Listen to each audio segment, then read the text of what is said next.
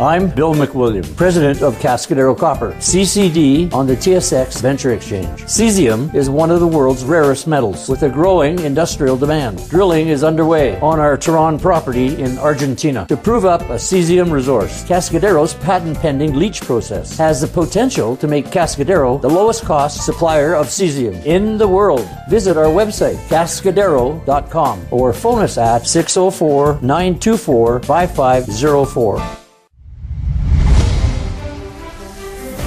Welcome to the Goddard Report. Comments made on the Goddard Report and TalkDigitalNetwork.com are an expression of opinion only. Here is Jim Goddard. My guest is Sharon Noble, director of the BC Coalition to Stop Smart Meters. Welcome back to the show, Sharon. And guess it's almost Easter time, so I hope the bunnies in your neighborhood are safe. I do too. I hear that a lot of them are really getting sick this year. Yeah. Well, I hope our Easter bunnies are good, and I hope yours are too. You said there's a real important study that's been done in Italy about RF exposure, and this is just exposure to what governments consider safe levels. That's right. Well, this is a very important study. As you know, there was one done in the U.S., a 10-year study, that was released partially about a year and a half ago. This was done on cell phones, and the levels of radiation and the power density, which is the amount of radiation from a cell phone that's held to your head. And they came up with a conclusion that showed a direct correlation between this microwave radiation and cancer. Well, this second study was done out of the Ramazzini Institute. That's a fun name to say, Ramazzini Institute in Italy. It also was a 10-year study, but it was done differently. It was looking at radiation from cell towers, and what they looked at was the level of radiation that is in our normal environment. It is at radiation levels and frequencies that are determined safe by many health organizations and regulatory bodies like the FCC and Health Canada. They exposed the animals to this radiation for 10 years, off and on throughout the day, just as if you were being exposed. And they came up with the exact same results. They came up with heart tumors, schwannomas, that are in fact very, very rare, increased cancers of the heart, and increased cancers of the brain, and various other health problems. The entire report has not been released yet, but like the National Toxicology in the U.S., Ramazzini has decided they wanted to bring out the results quickly because they feel that they are so important that people need to be taking precautions, that the governments need to be starting to implement the precautionary principle, and their call is for microwave radiation from wireless devices to be called a carcinogen.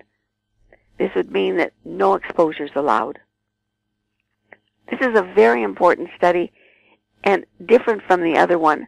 Both of them are very important, but this one really cuts to the chase. This is the level that we are exposed to right now in our homes, from smart meters, from Wi-Fi, from cordless phones. And, you know, we are seeing the health results. We're seeing the health effects after 10 years. And most people, of course, have had their modems and so on running in their houses for about 10 years. And we're starting to see more cancers.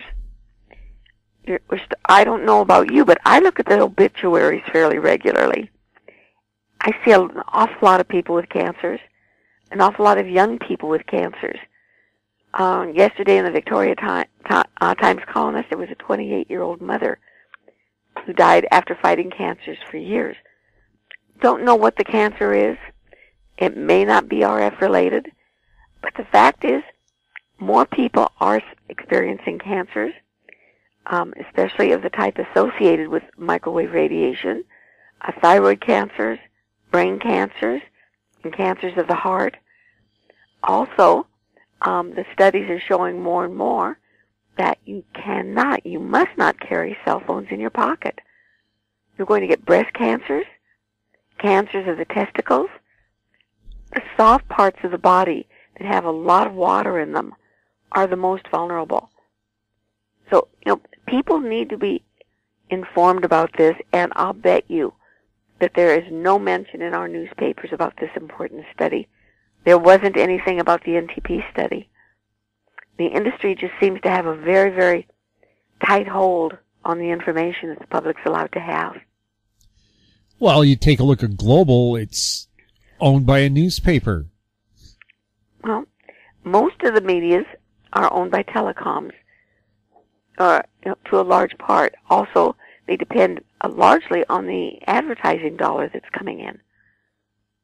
They can't afford to alienate any of these people who are killing us.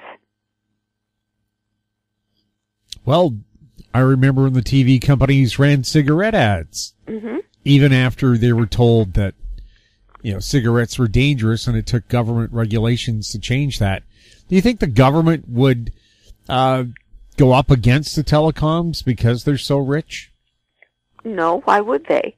The governments make so much money out of this. They are collaborators. They are cohorts in this.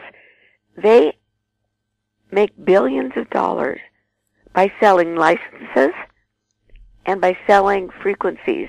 They auction off the frequencies. We own the airwaves, the public does, but the government makes billions of dollars each year in auctioning off the frequencies.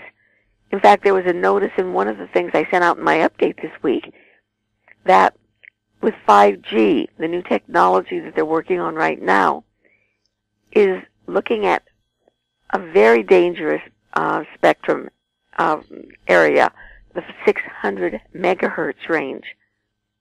They're looking at buying that for 5G. And the government will make billions. So why would the government care about us? The only time I believe the government is going to care is, one, if they get sued, if there's a large lawsuit that brings Health Canada and Industry Canada into it, or two, when the health costs start getting to be so high that it threatens the stability of the health program. But until then, no, they've got no reason to speak out. We'll have more with Sharon Noble right after the break. Cypress Development Corp's flagship lithium project is located just east of Albemarle's Silver Peak mine in the heart of Clayton Valley, Nevada. A 12-hole exploration drill program for lithium-enriched claystone on Cypress's 100% controlled properties is now underway. Cypress Development Corp trades on the TSX Venture Exchange, symbol CYP, the Pink's CYDVF, and on Frankfurt's C1Z1. For more information, please visit our website, cypressdevelopmentcorp.com. Glance Technologies owns and operates Glance Pay, a disruptive mobile payment technology now live in 16 cities in Canada and about to launch in the U.S. With revenues up 664% in the last quarter, Glance Technologies has the potential to be a worldwide leader in an industry projected to grow to $1.3 trillion in 3 years. Glance Technologies stock symbols are GLNFF in the U.S. and GET in Canada. Find out more at glancepay.com. Welcome back. We're speaking with Sharon Noble. Sharon, what has happened about your inquiries about smart meter failure incidents? Not a whole lot. I'm still waiting to get anything significant from anybody to my fire report that I sent out in September to John Horgan, Michelle Mungle, Claire Trevina, in every MLA. But something interesting happened as a result of my very first complaint that was in early 2016, where I laid out 8 examples, which I thought would be enough, given that 8 fires were enough in Saskatchewan to have the smart meter program stopped. It wasn't enough here. BC Utilities Commission basically told me to go back, and it was up to me to prove that smart meters were dangerous. But what they did react to was the discovery that no one's tracking the fires. No one's tracking any of the failures of these smart meters, whether they're melting, causing fires, whatever. And so BCUC instructed BC Hydro that for the next 3 years to provide semi-annual reports on the number of smart meter fires and failures and any other incidents that had occurred. It's called the Smart Meter Incident Report. And I ask for them on a regular basis, and I finally got the most recent one for ending December 31st of 2017. And for the first 18 months, BC Hydro has reported 55 incidents. Now, these are not necessarily fires. There are some incidents where the meter has burned, exploded, and things like that. Most of them, Hydro says something like abnormal voltage. I don't know what this means. To me, it sounds kind of scary. If you've got an abnormal amount of voltage in your home, what's going to happen? And there's no evidence that anyone's investigating it. They put abnormal voltage, meter base, customer held responsible for fixing. Why would the meter base suffer abnormal voltage from a smart meter? Well, it's because a smart meter doesn't have a fuse. So in my mind, if the meter base is suffering abnormal voltage spikes from a smart meter, it's the smart meter's problem, not the meter base. Now, I have asked, I sent in last week a series of questions, 13 questions, asking who has investigated these failed meters or these meter incidents. Has a professional electrical engineer from either BC Hydro or the BC Safety Authority looked at these? There's no indication in the report that anyone did. And when I asked BC Hydro about these incidents when I was investigating them, I was told that BC Hydro doesn't do any investigation. Rather, they send the meter immediately back to Itron for replacement under the warranty program. Now, I believe the warranty is 1 year old. It's just 1 year. Hydro refuses to tell me. They say it's confidential information that their competitors could use, which I think is bunk, and I'm going to pursue that. But if it's 1 year, then that means that these meters are all failing within their first year if they're being sent back to Itron. I don't believe that's the case. I believe that these meters are failing within the first year and thereafter. But I've asked a lot of questions. I want to know who's looking at this information, who's determining whether or not they are truly safe, and I want to know when these meters burn and explode. Is anyone investigating the reason? If it's not a professional engineer here, I want the professional engineer report from Itron. I believe we as customers who have been forced to have these fire hazards put on our home, I think we have a right to know what's causing these things to fail. And 55 in 18 months, and those are just the ones that Hydro's acknowledging. What other ones have happened that are not acknowledged? Were some in fires that Hydro was not aware of or that Hydro is not acknowledging? We don't know, and I've stopped looking. So, all sort of things. But I definitely want to get more information on this. We'll have more with Sharon Noble right after this. Hi, I'm Douglas Mason, President and CEO of Magnum Gold Corp. Inc., MGI on the TSX Venture Exchange. A 2015 drill program on the LH property intersected high-grade gold, including 16.9 meters of 13.58 grams and 11 meters of 20.66 grams per ton gold. A follow-up drill program is planned to further evaluate previously identified subsurface high-grade gold mineralization. Please visit our website at magnumgoldcorp.com.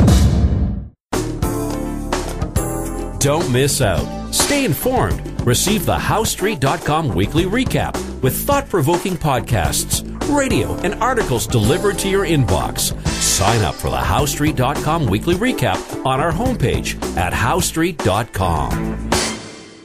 Welcome back. We're speaking with Sharon Noble. Sharon, the nightmare bills rung up by these smart meters, those incidents continue as well, don't they? Yes, they do. And we're not the only ones.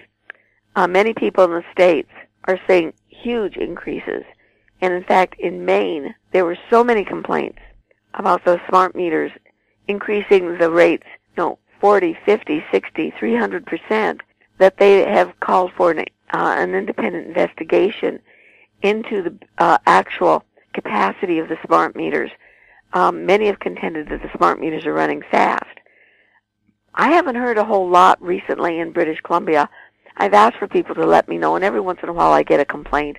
But this week I heard about a meter up in Campbell River in a single-family home where the person got a $3,000 bill for 1 month. And when she notified BC Hydro and complained, BC Hydro, the gentle souls that they are, offered for $150 to come out and take her meter off into their lab and test it to make sure that it's running okay. Now, I've told you before that the engineers are saying as soon as a meter is taken out of the socket, it resets itself. It reboots. It's a computer. Hydro knows this.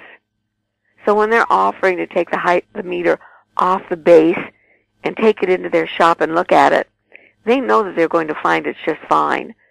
So they're trying to pull a scam on this person. Instead of saying, let's look and see what's wrong here. Let's take a real look at the environs here. Is there some interference? Because these are wireless devices. Is your meter being interfered with by a cell tower, a new microcell that's being put outside by your home, something like that? Is the smart meter just faulty? Let's check it. No. What they're saying is we'll take it off and we'll charge you $150. In addition to that, you can pay your $3,000 bill. I think this is unconscionable. And I hope if other people are seeing similar increases, I mean, maybe not to that extent, but if you're seeing increases that you think are unreasonable and Hydro won't help you, I hope you let me know. I hope you'll email me at dsnoble@shaw.ca because I'd like to know about it. Now, it seems the people in the Queen Charlotte's, now called Haida Gwaii, seem to have the right attitude when it comes to RF radiation. What are they doing in those communities? Yeah, this is really interesting. The government, along with some of the providers, are providing fiber optic cable that's going to be under the water and coming up to 150 communities along the coast and on the islands. Haida Gwaii has gone a step further, and not only are they going to have the fiber optic cable coming to their communities, they are investing money to take the fiber optic cable straight to people's homes and connecting it to hard wires in the homes. They're telling people they can no longer have wireless in their homes. And this is wonderful. This will not only provide safe service, there won't be any radiation, it will be so much faster. Fiber optic cable provides much faster service, it carries much more data, and it does it much more efficiently and securely. Of course, the type of wiring that is, quote, the last step or the last mile is in the people's homes. So unless you have a really good cable in your home, you may not notice that big a change, but they are getting clean internet service right to their home, and it's wonderful. I think that all of us should have this opportunity. Ottawa plans to provide hundreds of millions, I think it's about $400 million for the development of 5G. How much money are they spending to make sure there are no ill health effects from it? What do you guess, Jim? Zero. Nothing. They're spending all of this money to provide a technology that scientists around the world are saying, no, we haven't studied any of this technology. You haven't given us time to study it. Don't do like you did with the other stuff and put it out there. It's making people sick. It's causing cancers. As the Ramazzini and ENDP studies have shown, these things are dangerous. Don't do it. Well, they're going full bore ahead just as they are in the United States and other places. They want to get a foothold into this new technology so they aren't put at a disadvantage. I mean, I'm not really sure what's happening here because many articles are saying 5G is never going to come to fruition. There are too many problems. Now, I've mentioned this to your listeners before.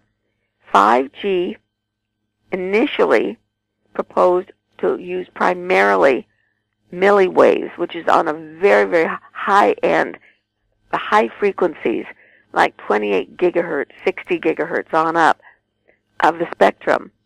These milliwaves are very, very weak and do not penetrate homes and bodies, other things, as well as the lower frequencies. So they were going to have to put, and as they're doing, microcells. They're putting transmitters every 200 meters or so, all along the streets, outside homes, just a few feet from homes. Now they're saying they think that they'll probably have to use lower frequencies because these higher frequencies just don't work that well. And so now they were saying in this very article that it looks like they're going to be petitioning Canada to be able to buy the 600 megahertz frequencies. This not only means that they're going to be faster, they're going to be stronger, and they're going to be much more dangerous. The lower the frequencies, the much more dangerous they are biologically. This is what the scientists have shown. For instance, people living near radio transmitters, like FM transmitters, are exposed to radio waves in the 100 megahertz range. These penetrate very, very easily.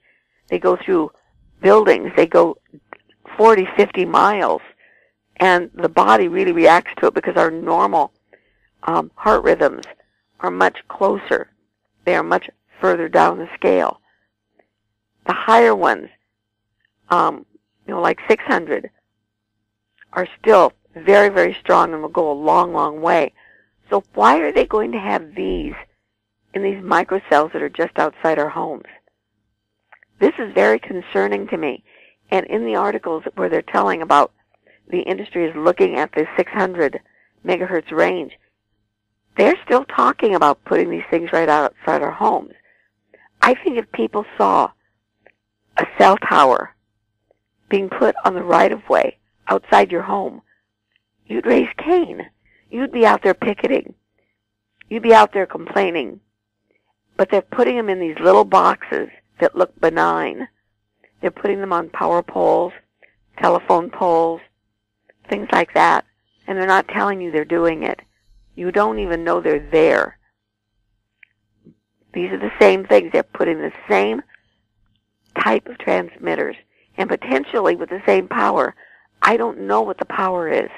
All I know that they're using the same frequencies, which are very, very dangerous. And I hope people start asking and start getting involved. We need to start pushing our federal politicians and our local politicians, because it's the local communities who have control over the right-of-way. We should be going to our councilors and our mayors and saying, we do not want these on our right-of-ways. We own that land. That's ours. We have a right to say no. I noticed when you go to the hospital, they ask you to turn off your cell phone. Yet at Burnaby General, they have a huge cluster of microwave towers on top. How ironic. Isn't it, though? Yeah, and in a lot of hospitals, the doctors and nurses are forced to carry wireless pages, and they use wireless phones and all this stuff, have wireless laptops. I know a lot of nurses who are sick. And I know one nurse who is suing with her union to not have to carry all these wireless devices on her body. She's sensitive, and it's making her sick. Sharon, if people wanted more information or wanted to get a hold of you, where can they go? They can go to our website, www.stopsmartmetersbc.com. And my email address, if they want to email me directly, is dsnoble@shaw.ca. Sharon, thank you so much for chatting with us. It's always my pleasure, Jim. Thank you so much. My guest has been Sharon Noble, director of the BC Coalition to Stop Smart Meters. Yes, it's that nasty cold going around, Sharon, and my sympathies here. I know it's nasty. It'll probably last a month. It's going on 2 weeks, and I can hardly believe it. I never get cold. It took me a month. Well, best of luck with that bug. I have another 2 weeks to look forward to it then, right? That's right. Thanks a lot, Jim. Okay, take care. Bye-bye. You're listening to the Goddard Report on TalkDigitalNetwork.com. Find us on Twitter at TalkDigitalNet. Any questions for the show or our guests can be emailed to info@HowStreet.com. I'm Jim Goddard. Thanks for listening. Comments made on the Goddard Report and TalkDigitalNetwork.com are an expression of opinion only. The Goddard Report is available online and mobile at TalkDigitalNetwork.com. The Goddard Report is a production of How Street Media Incorporated.